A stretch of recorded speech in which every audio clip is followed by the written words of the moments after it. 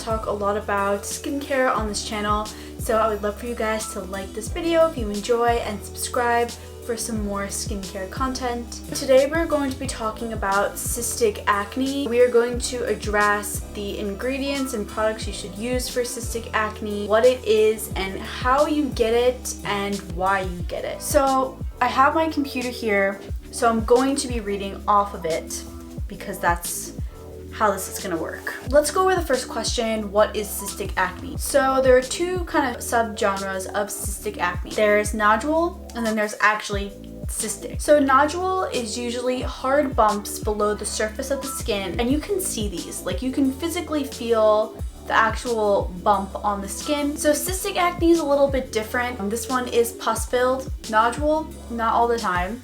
Cystic acne is usually really deep within the pore. Usually after your pore has been so clogged, this is what creates that cystic acne. All of that dead skin buildup, all of that oil production buildup. Let me tell you that. These really hurt, so you'll know if you have it. So the next thing I want to talk about is why you get cystic acne and what causes it. The thing about cystic acne is that, like most acne and most skin problems, or I don't want to say problems, but situations that you are dealing with in your life tend to be genetic or hormonal. Those are the two main reasons why you might actually have what you have, be it acne, eczema, rosacea. So besides genetics, usually hormones play a huge role in acne and especially cystic acne. So if you're pregnant, it is possible you could get cystic acne. By default, you are more hormonal and you might produce more oils, therefore you actually might be more susceptible to getting cystic acne. And like I said before, essentially anything that increases the oil production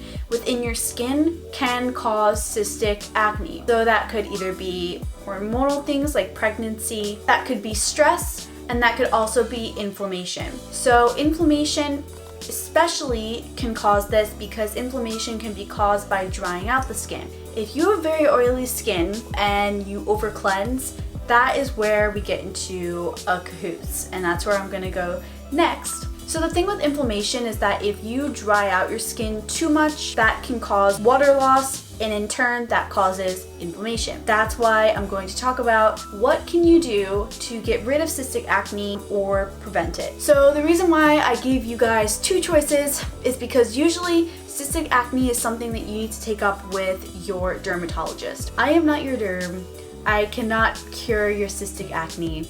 That is something that they need to do because it actually is something that I don't believe you can actually get rid of with only skincare products. That is totally normal and completely fine, and honestly should be something you usually do if you have any skin concern. Another reason why you should go to your derm is because if cystic acne is left untreated, that's where scars can come in, and that is the difficult part to get rid of and to fade is scarring. Now let's go into what skincare products can you use that will actually help you prevent it, or if you do have this type of acne, it could be just a helpful benefit. So the first thing I would recommend in terms of ingredients are antioxidants. Antioxidants fight against free radical damage that can cause inflammation. Free radical damage can come from sun exposure, pollution, or daily stress. Stress is also another thing that can contribute to excess oil production, and so is inflammation, and that can all lead to things like cystic acne.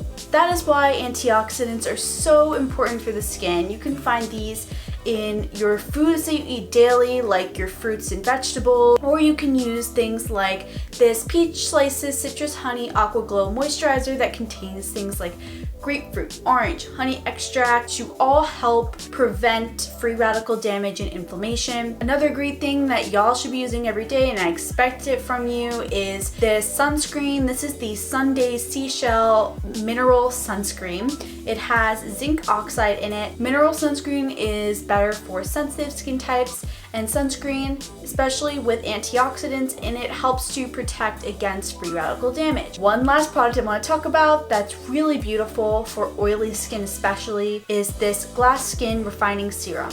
This has peach extract in it, which is a great source of antioxidants. I love this one because it's so thin, it's beautiful, it's hydrating, and it delivers in what you need to prevent not just cystic acne, but every type of acne you gotta grab this. So the next thing I want to talk about is not over exfoliating and not over cleansing the skin. Over exfoliating, over cleansing, and over controlling the amount of oil that you produce can cause dry skin. We all need oil. Oil is good for our face. Even dry skin people literally buy oil at the store to put on their face because they need it. So what I'm telling you is try not to put so many cleansing agents on the skin. No matter how gentle they are, too many is never good. The steps that I like to follow in terms of cleansing the skin is double cleansing and then exfoliating 1 to 2 times a week. When I double cleanse, I love to use the ThenIMetYou Living Cleansing Balm. This is great for dry skin types mainly. If you have oily skin, I bet you can suffice with this one. The only thing is that it's a little bit on the thicker side and it contains olive oil, which is non-comedogenic. If you do have oily skin, it could be a little bit uncomfortable for you. Then I would recommend something like the Neogen Cica Micellar Cleansing Oil that you could also find on SocoGlam. The next thing that I go in with is the ThenIMetYou Soothing Tea Cleansing Gel.